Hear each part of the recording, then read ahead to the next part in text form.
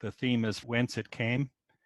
And I'd say it's mostly about the cairn and something about me and something about life back in the 70s. So I'll just give a little background about myself. I graduated in 1968 as a civil engineer. I was the president of the EUS at that time. In my 50 years since I graduated, I've done virtually no civil engineering. When I graduated, I was hired as a mathematician at Stanford Research Institute in Menlo Park, California. I was assigned to the Nuclear Research Division and spent a lot of time analyzing the atomic yield from nuclear tests that were being conducted in Nevada. I received a PhD from Stanford. I returned to Canada and became a professor of civil engineering at McGill University. And my primary work there was doing mathematical modeling. I left McGill to build a business around computing when the computers came in about 1984, 1985. And today I still work probably 10 to 15 hours a day trying to develop security solutions for the internet. The moral of the story is that engineering is a platform from which you can launch almost any career. As long as UBC has been an institution, the UBC engineers have been the leading faculty. Students believe the engineers to be consumed by childish pranks. The truth is the pranks serve a purpose. In the very old days, the course load of engineers was probably double the workload of an art student. The stunts would give the students a break from studying and a chance to release some pent-up tensions. And this was the curriculum that was in 1966, 67, and probably through about 1970. You'll notice that it's heavily mathematics, physics. Strangely, there's a CS 251, which is an introduction to computers and programming.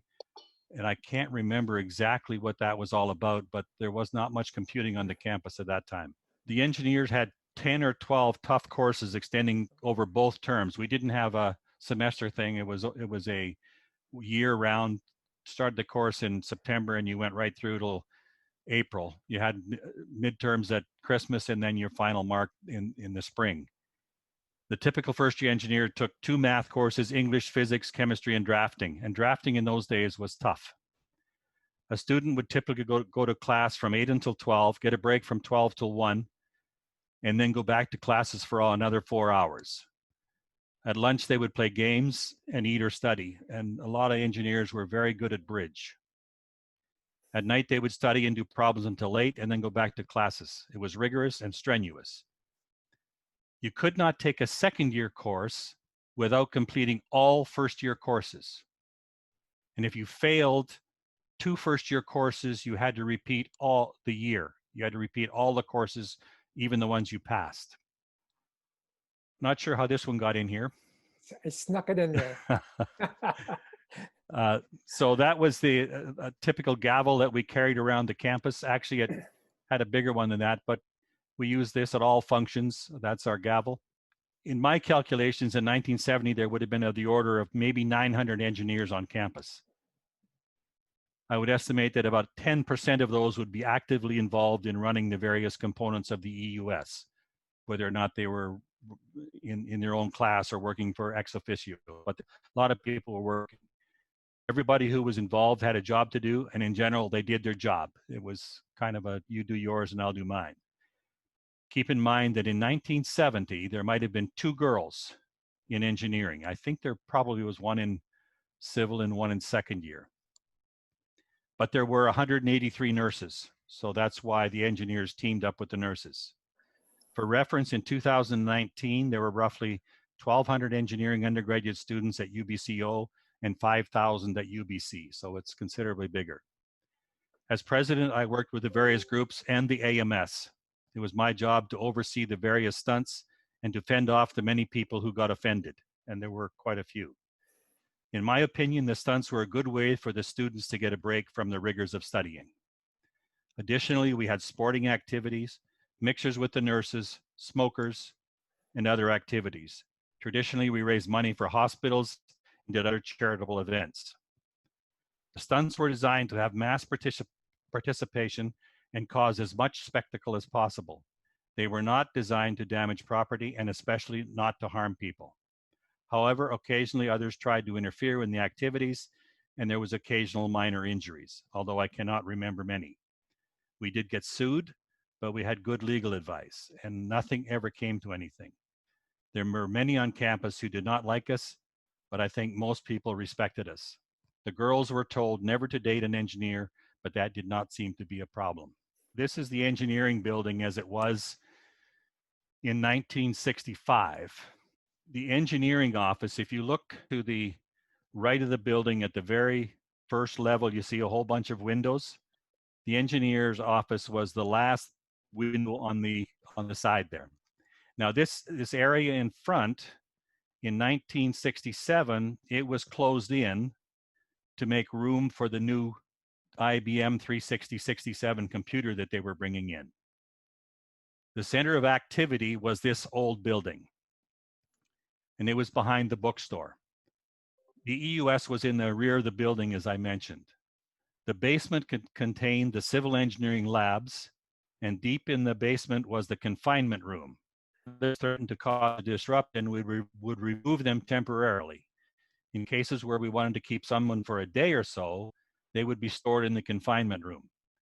An example of a longer confinement was when the student president of SFU was confined before the first SFU UBC football game, and he was released at the game. We had a good second story crew. I don't know if you know what a second story crew is. They were responsible for acquiring the equipment and goods we would need for any particular stunts. We didn't buy a lot. They would have made master keys for all of UBC and SFU. When the ceremonial mace was liberated from SFU, it was mainly due to the ingenuity of the second story crew. The mace was in a locked cabinet, inside a locked room, inside a locked building, and it was liberated in less than 5 minutes. Once it was noticed that the mace was missing, the president of SFU was notified that it was in good hands and it would be returned in due time. It was given back to SFU at the engineering ball in 1968. Now about the Cairn. The key question that needs to be pondered. Why would the university allow a Cairn on campus that honored a single faculty? The two other Cairns, namely the Great Trek Cairn and the 2MS Cairn, were to honor the university and all students. So why would a Cairn specifically for the engineers be given priority? This is what I believe the answer is. And you have to think about that. The arts, the science, the foresters, none of them have a Cairn, but we do. January of 1966, the EUS under Art Stevenson built a cairn near the main library with a plaque on it which said, "Dedicated in humble appreciation of the diversified and continuing contribution to campus life by the engineers." The cairn was built of stone and cement, both of which had been transported there by the engineer. There were of the order of 300 engineers present when the cairn was built. And this is a picture, unfortunately, it's not a great picture, but this is a picture of the plaque that was put on the first cairn. And if you notice the date, it says 1965. Pat Meehan, who was, I don't know when he graduated. I don't see him in either the 67 or the 68 Slipstick, although he was around. Pat Meehan had this made, and obviously he made it in 65. They probably were planning on putting it up in 65, but they did it in January of 66. Bill Richardson told me that the plaque was procured from a headstone company by Pat. The cairn was dismantled by B&G. You know who B&G is, right? Buildings and Grounds. A few days after it was built, the plaque was salvaged. The reporting of this event is correct as far as I can tell. In the fall of 1967, the EUS Council made a decision to build a more permanent monument. As always, there was considerable planning. We decided to build one which would be much more difficult to remove, and set about procuring the materials and designing a new monument. On October 11th of 1967, the EUS built a new E outside the bookstore. During the weekend preceding Thanksgiving, a team of between 6 and 10 engineers carefully cut the lawn and dug a hole that would have been about 8 feet square and 4 feet deep. The shovels to do the work had been borrowed by the second-story crew from B&G, who were the custodians of the university. They actually controlled everything from parking to maintenance to building access.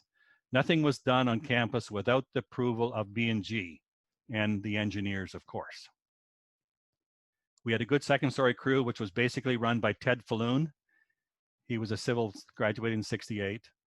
They had made a master key for every building room on campus and another key for SFU.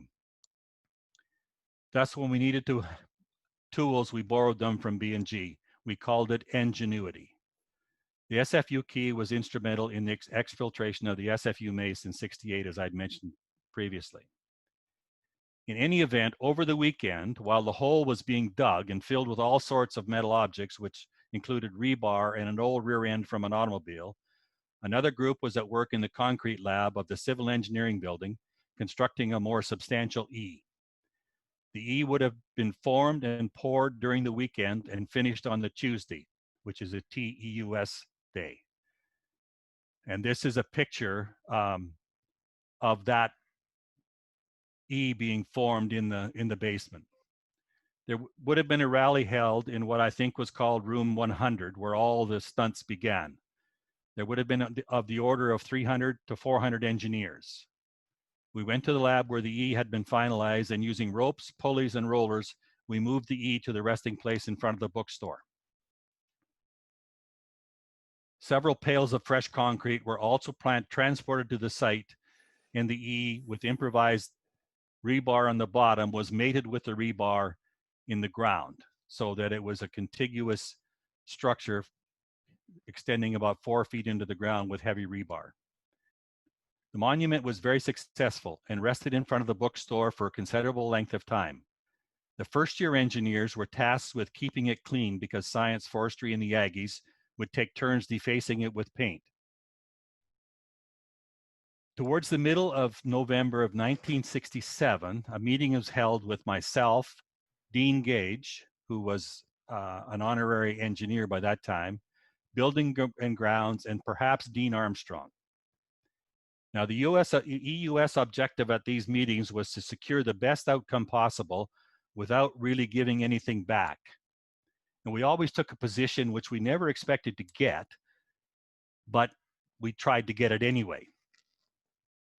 B&G wanted to remove the E because it interfered with their maintenance. I took the position that it was a piece of art and could not be destroyed, going back to the 1965 stunt. I was adamant that it should stay, even though I knew in the end it would be removed. Someone proposed, and it was probably Dean Gage, that the monument be moved to the area where the new engineering buildings were being built. I explained that it would not be possible to move the E because of the way it had been built. It would have to be destroyed in order to put the grass back in. In any event, it was agreed that the E would be destroyed, but a new permanent E could be built in the vicinity of the new engineering buildings. I did not trust B&G, but Dean Gage assured me he would see that it was done. As I recall, E was removed over the Christmas holidays in 1967, and I believe that the plaque was saved. Now, I don't know, we can't seem to find that plaque apparently. So that E was moved, but Dean Gage said, okay, we'll let you build a new one, which is very, very strange, actually. A new permanent E, which resembles the current E, was built on the main mall in February or January of 1969 with the approval of the university in general and B&G in particular. This E was later moved to its present locations. Again, approval to relocate the E was given by the university. This is absolutely insane when you think about it. The E was destroyed in March of 1988 by the foresters. Subsequently, a new, bigger E was constructed in February of 1989. I was actually at the rededication ceremony during Engineering Week. It is quite remarkable that the E has now become an accepted permanent feature of the university. This is the current E, which has been carefully cleaned by the current engineers, and they need to be given a lot of credit for what they've done. Every time I look at this, I just sort of chuckle to myself that why do we have a cairn? But anyway, that's why.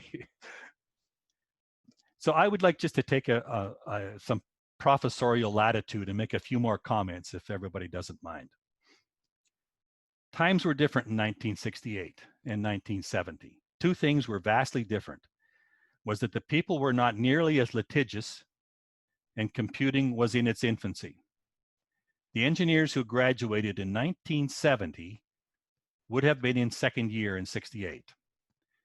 They would not yet have been exposed to scientific computers. They would still have been using slide rules to do all calculations. There was an IBM 7040 on campus, but was primarily a calculator for commerce. They would have taken an introductory programming course, but I do not think the 7040 could do any real scientific computing.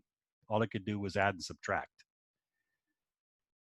As I recall, a new IBM 36067 was introduced to the campus in the winter of 1968. Now, I thought it went into 67, but they say it was 68. It was housed in a new room at the front of the old engineering building, and the first use of the computer for engineering purposes would have been for structure analysis by Dr. Hooley in the spring of 1968, and he gave a course on finite element analysis. The 1970 engineers who grew up on slide rules would most likely have abandoned those slide rules for computers when they graduated or shortly thereafter. And that's astounding. Think about it. Prior to the computers, engineers solved everything on slide rules, or what was known as slipsticks. There was no such thing as finite element analysis or circuit analysis. Every problem had to be solved by hand with a slipstick. And I've put in here, these are my two slide rules that I had when I was in university. And these are both K&E. They're very expensive. You had to be really careful when you were using a slipstick that the cursor lined up exactly with the numbers, or you could be out by several thousand. Slide rules worked on numbers only between 0 and 10, nothing more. That was the maximum. 10 was the maximum number that you could have. So every problem, every number had to be reduced to a number between 0 and 10, and the best accuracy that you could get was probably lucky to be 2 decimals. So if you were doing the sine of 60, for example, it would be 8.67, but you didn't really know the 6-7. Keep in mind, prior to 1970, all buildings, bridges, airplanes, mechanical systems, circuitry, and all other engineering calculations were done with these slide rules. Then in 1970, which is the year these guys graduated, the scientific calculator was introduced by Hewlett-Packard.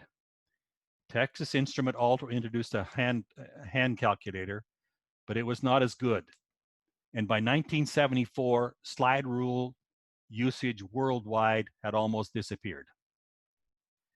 At the same time, the large computing mainframe computers were beginning to remove the need for all scientific calculations.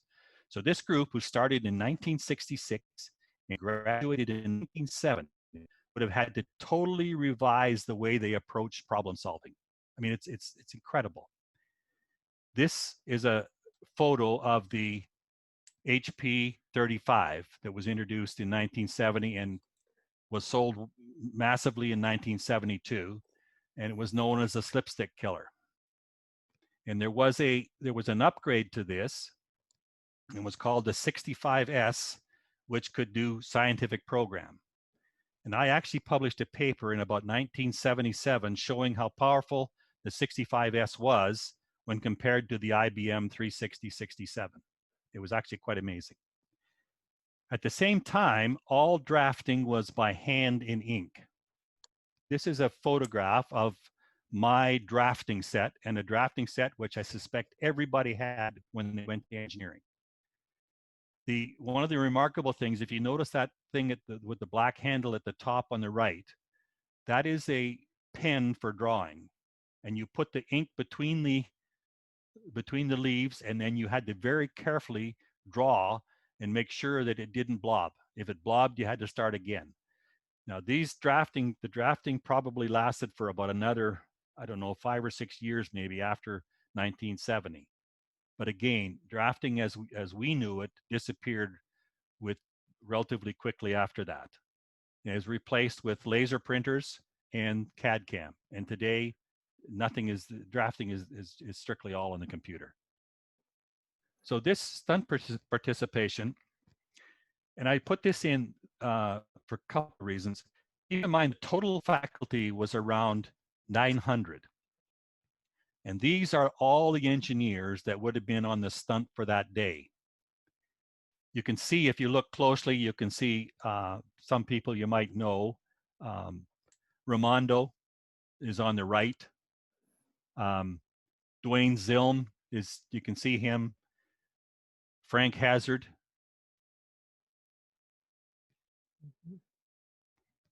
Yeah, it was Frank. Second year engineers were generally the backbone of the stunts.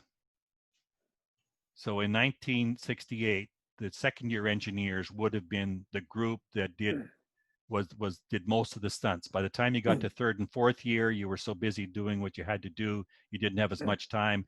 And the first years were just learning what they had to do. So it was virtually second years. And if you look at that picture, put the picture back again. So you can see again, there's Ramondo from second year, and there's other second years there as well.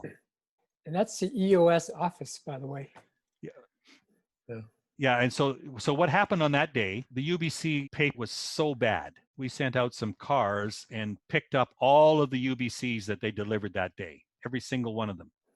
And then we took all the UBCs and we filled up the AMS office to the top with UBC's papers, just so they could have them all. And that was the participation that we had. I put this in here to show that stuff like this today, you'd be put up on charges for kidnapping, I suspect. If we were doing a stunt, and if there were others that came along that were interfering and could cause trouble, we temporarily retained them until the stunt was over, and then after the stunt, we released them. In this case, these two tried to break up the next stunt. So they were just, I don't know if they were handcuffed or not, but they were probably tied up with plastic straps and then put in the common room and then released later. I just put this in for laughs. This is Ted Falloon on the left, and Fraser Hodge, who was the president in 1968-69. And what happened is the university gave the science faculty a building so that they could have a common room like other people. So we went in one night and bricked up all the doors and used cement and rebar. They couldn't use their building for a while. This actually caused us almost to get in a lot of trouble, but not quite. But this was typical. And those two that were tied up, they were in fact part of this.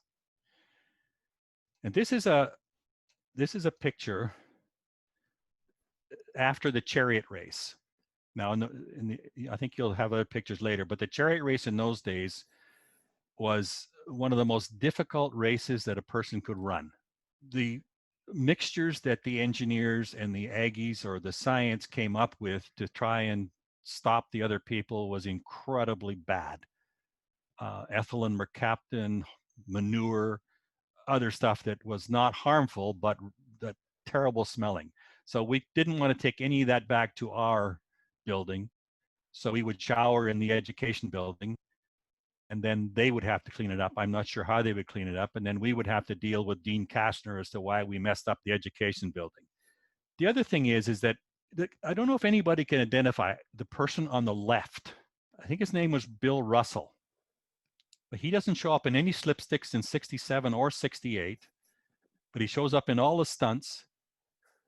And he was in the second story crew, and I have not been able to find out which faculty he was in. So if anybody recognizes him, I would appreciate it.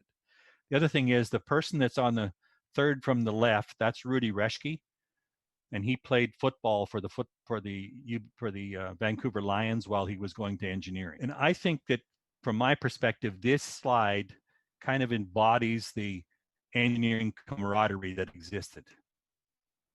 It was sort of all for one and one for all. And that's what I have to say. Thank you. And thank you for your patience.